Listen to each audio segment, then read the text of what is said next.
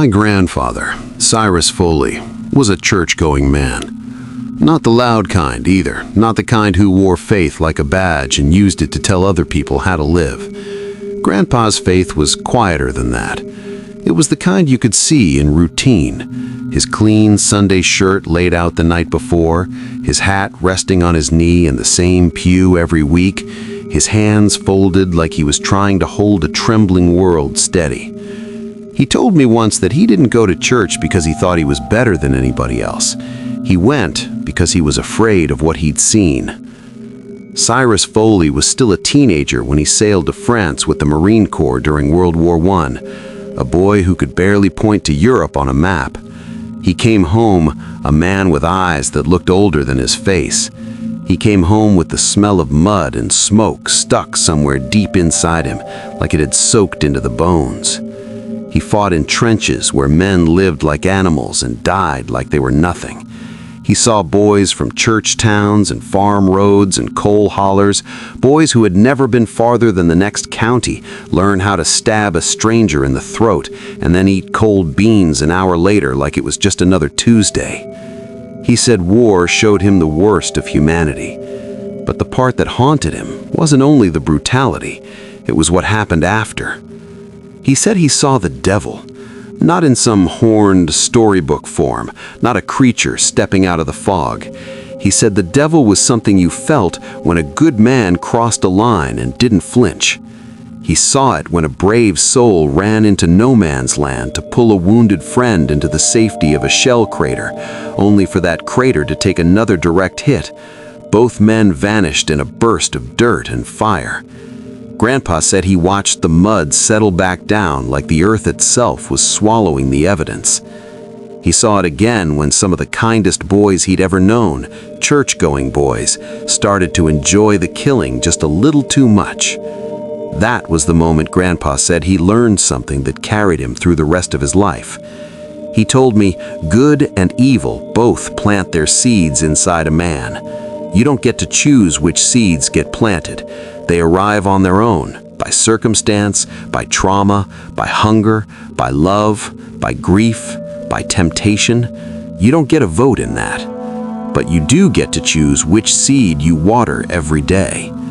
That's why he went to church. He said he went to water the good seed so it kept growing and kept bearing fruit. Some Sundays he'd go and come home like everybody else.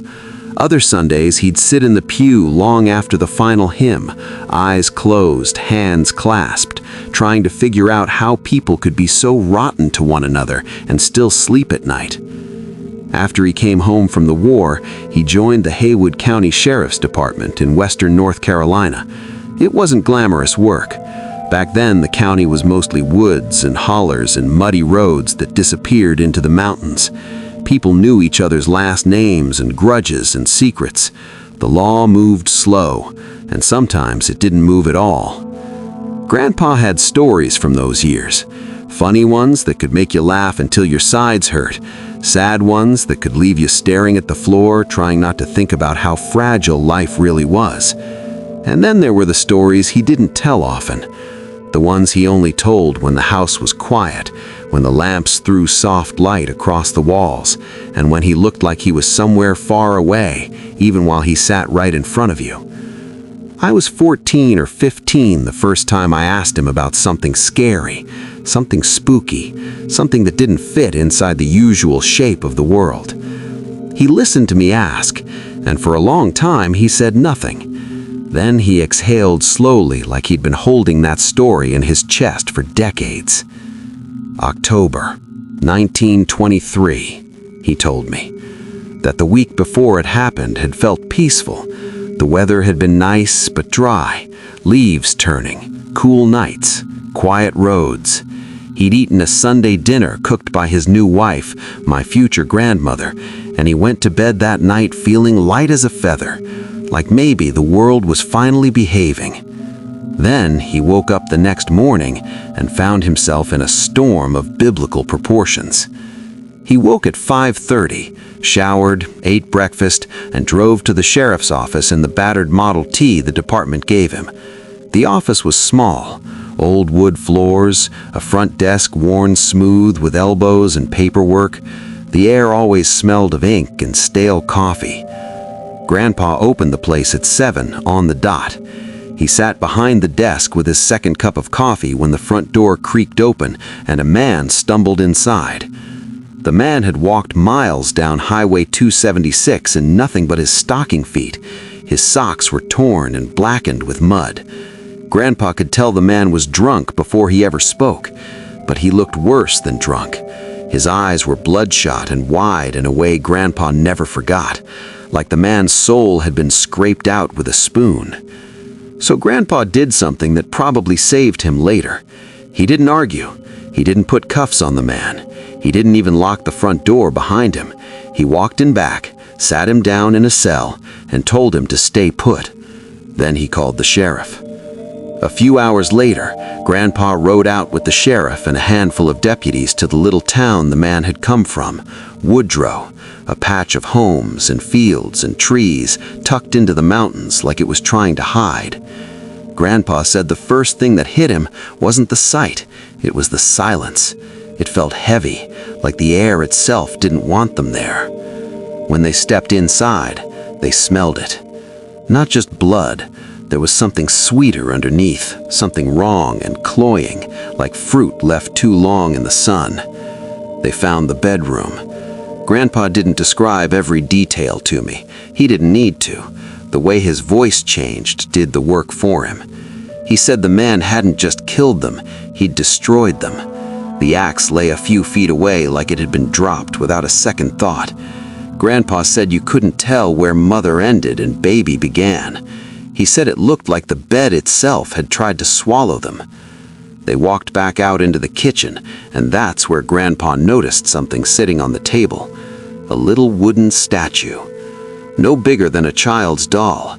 Crude carving, mountain pine by the look of it. The body was simple, the face only suggested, but the eyes were what pulled him in. One eye was large and round. The other was a small pit gorged into the wood, rough and unfinished, like whoever carved it had wanted that eye to look wounded. Grandpa picked it up without thinking, then immediately wished he hadn't. He said it felt warm. Not sun warm, not stove warm, just wrong warm. Grandpa told him to put it down, evidence, but Grandpa said he couldn't stop looking at it. It wasn't the kind of object you found by accident. It felt placed, like a signature. They returned to the office and sat with the murderer. The man was sobering up, shaking, sick to his stomach. He looked like hell. Grandpa asked him why he did it. The man's voice was thick with exhaustion. He hadn't slept in a day. His head was pounding. He wasn't lucid, but what he said made Grandpa go cold. He said he did it because of a woman. Her name was Lilybeth. 2 months earlier, he said, he'd been walking home from the sawmill when he met her by the roadside. She was the most beautiful young woman he'd ever seen. Red hair, green eyes that seemed to catch light even in shade. The first day they only smiled as they passed each other. The next day they talked, and then the next, and the next. Soon it became a routine. The man said he looked forward to work just so he could walk home and talk with her again. He said Lilybeth seemed to know him better than he knew himself. She said things that made him feel like he was walking on air, things that made him think everything was going to be just fine, that the only two people that mattered in the world were him and her. He said he realized early on that he was in love with her. He also said he knew it was wrong. He was married. He had an infant daughter. He said he tried to keep a hold of himself, tried to be decent. But Lilybeth kept talking, kept smiling, kept watering something inside him. One day, it spilled out of him. He told her he loved her with all his heart and soul. He told her he wanted to be with her for the rest of his life. And Lilybeth told him that was impossible. Not because she didn't want him, because of his wife, his baby. She told him the idea of abandoning them was unthinkable. With no way to provide for themselves, they'd starve or end up in a poorhouse. And poorhouses back then were riddled with diseases and parasites, no place for a woman and a newborn. But Lilybeth had a solution. If he and Lilybeth were going to run away together, she insisted he do one thing first. She told him to send his wife and newborn daughter to heaven. She asked if they were free of sin. When he said yes, she smiled and told him there was no better parting gift than paradise for all eternity. And the man said something Grandpa never forgot. He said at the time it made perfect sense. He said it felt like being drunk without whiskey, like his mind had been twisted until something that shouldn't have made sense seemed like the cleverest concept ever conceived. He thought of himself like a surgeon, something brief, ugly, and bloody now, but a benefit to all the long term. His wife and baby would forgive him once they understood, and everyone would understand when they heard the full story. That night, he took an axe from the woodshed